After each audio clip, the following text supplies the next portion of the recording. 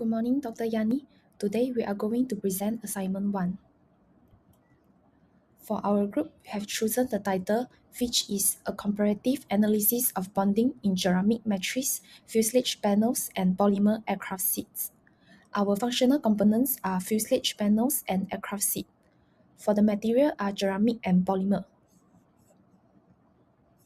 For the first part, we are going to identify the dominant types of chemical bonding present in each material and discuss the bonding form. In ceramic, there are two types of chemical bonding, which are ionic bond and covalent bond.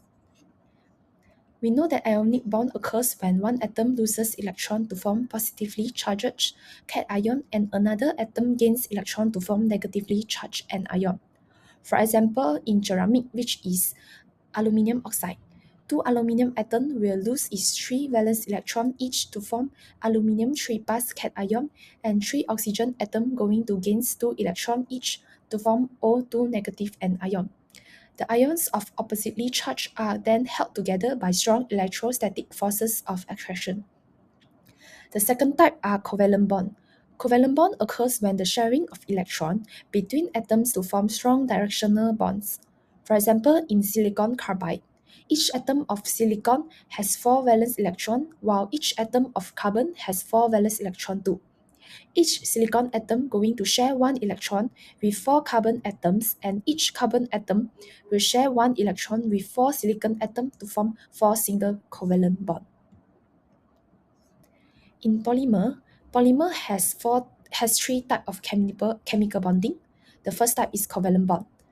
Polymers such as polypropylene and polyurethane are composed primarily of covalent bonds, which involve the sharing of electrons between non-metal atoms like carbon, hydrogen, oxygen, and nitrogen.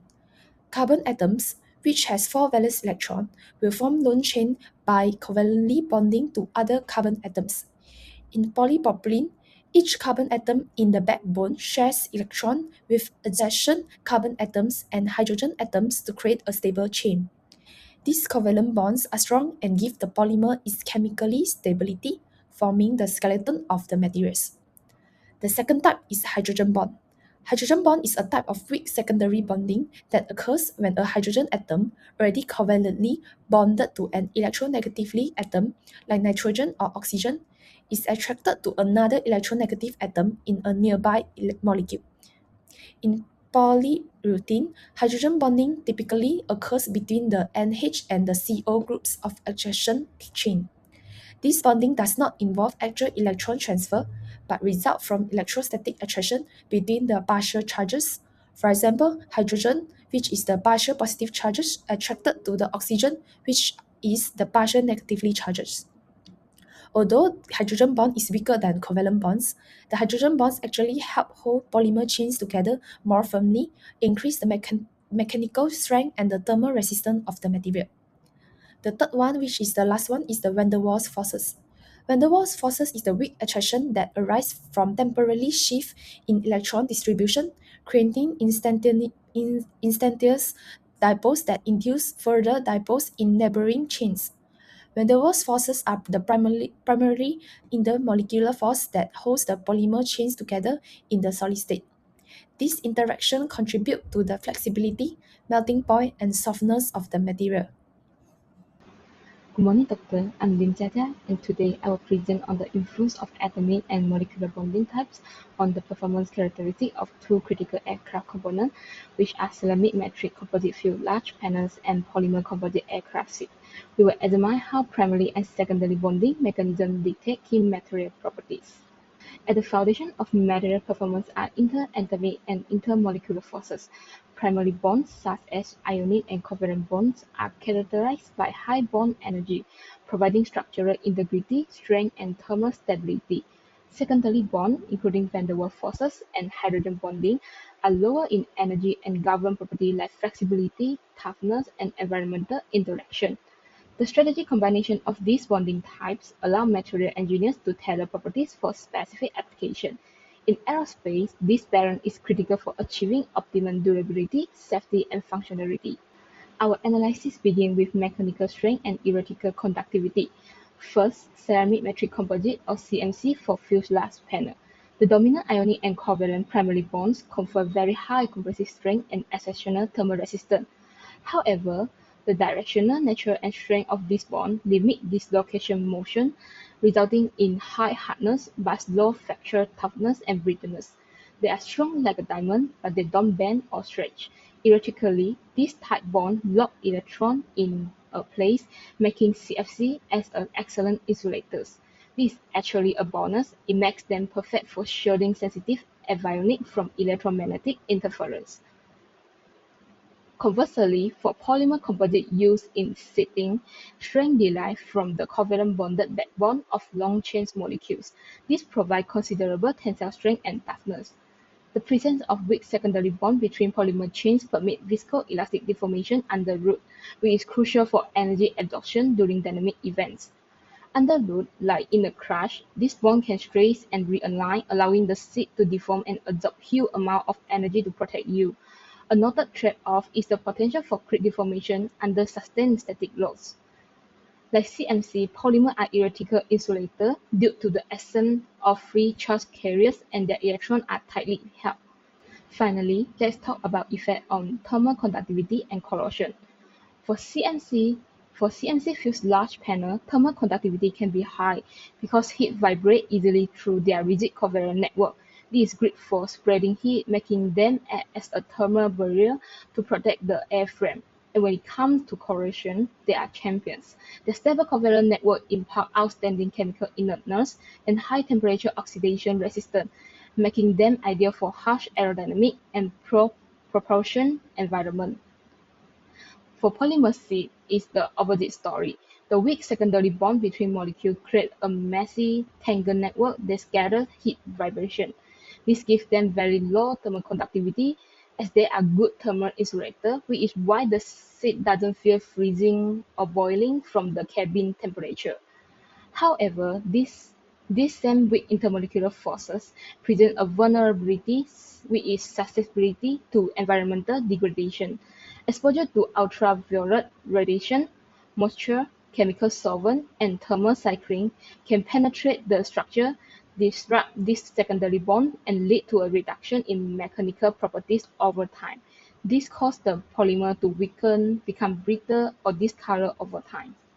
In conclusion, the ceramic matrix composite is engineered for the external aircraft environment, while the polymer composite is engineered for the internal cabin and occupant safety environment.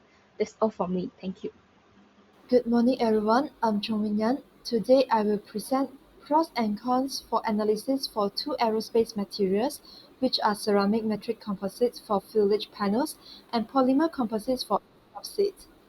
Let's begin with ceramic matrix composites (CMCs) for fuselage panels. One of the advantages of CMCs is their exceptional high temperature performance, which they are stable beyond 1200 degrees Celsius. Then, low thermal expansion that help them maintain dimensional stability. Furthermore, they are inherently resistant, offering superior corrosion and wear resistance. Critically, they deliver a high strength-to-weight ratio, enabling significant weight saving over nickel-based superalloys.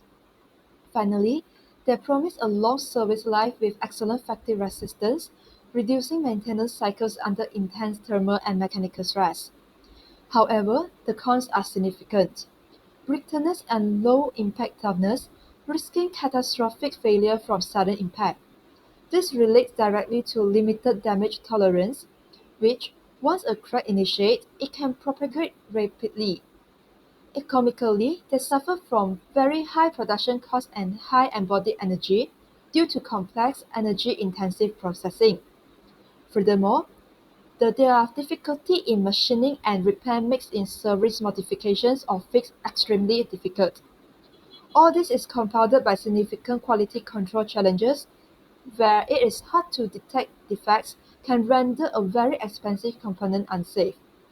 Now, let's examine polymer composites for aircraft seats. The pros align perfectly with cabin needs, which are excellent specific strength and stiffness for minimum weight, which is a key driver for fuel efficiency. This enabled by tremendous design flexibility, which we can mold complex ergonomic shapes that enhance passenger comfort and aesthetics in the way that metal fabrication cannot. They offer good damage tolerance and fatigue resistance for cabin environment. They naturally resist corrosion from spills and cleaning fluids. Part consolidation allows us to mold large single-piece structures, reducing assembly time, fastness, and potential failure points. Additionally, they provide good vibration damping, which improves the passenger experience by reducing noise and fatigue. Then, now we move on to the managed cons. First of all, limited high temperature performance. They can degrade at temperature as low as 150 to 250 degrees Celsius. They can be susceptible to environmental degradation from UV light and moisture. Recycling challenges are a major industry focus, as thermoset matrix cannot be easily reprocessed. Then, fire safety concerns, which it will produce toxic fumes. Engineers must also account for long-term creep or slow deformation under constant load in the seat design. Finally, raw material volatility links their cost to petroleum price, affecting long-term supply chain planning. That's all from me. Thank you. Okay, for my part, I want to present how each material choice influence the production costs, energy consumption, and environmental sustainability. CMC for fuselage panel raw material costs, high purity ceramic powder, especially fiber like silicon carbide, are expensive. High purity here means that the substance contain a very high percentage of a desired material and very little impurity or contamination. For PMC aircraft seats, moderate to low means the material price is not very high and can even be cheap depending on what we use. Carbon fiber has a high cost that are very strong and light but expensive. Glass fiber, moderate cost that are strong enough for many use and cheaper than carbon fiber. Common resin like epoxy, polyester has a low cost that easy to get. And the second, energy consumptions, CMC for fuselage panel, very high, means a lot of energy is needed to make the material. The manufacturing steps like sintering, pyrolysis, CVI need a very temperature. This temperature are often above the 1000 Celsius. The material must be kept hot for a long time. Heating for a long period use a lot of electricity and fuel. And the second, for PMC aircraft seats, low to moderate, means that the energy not too much is needed compared to a high temperature process.